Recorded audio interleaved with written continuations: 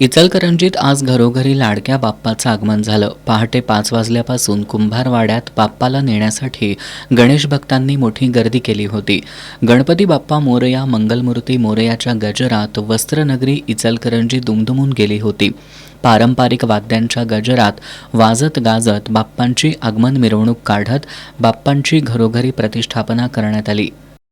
यावर्षी अतिशय चांगल्या पद्धतीने गणपतीचं आगमन होते। लोक फारच उत्साहामध्ये गणपतीचं यावेळी स्वागत करत आहेत। मागील अनेक वर्षे आपण मंदीमध्ये होतो इचलकरंजी सिटी, पण ह्या वर्षी जर बघता या 2 वर्षात अतिशय चांगल्या पद्धतीने लोकांचा उत्स्फूर्त प्रतिसाद आहे आणि आम्ही सुद्धा आमच्या कुटुंब म्हणून गेली 1 वर्षभर या सणाची वाट बघत असतो।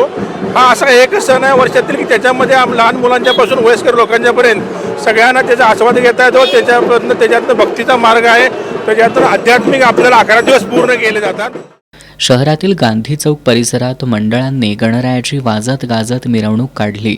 आगमन मिरवणुका पाहण्यासाठी भक्तांनी मोठी गर्दी केली होती। गणरायाच्या आगमनामुळे सर्वत्र भक्तिमय आणि आनंदाचं वातावरण पाहायला मिळालं।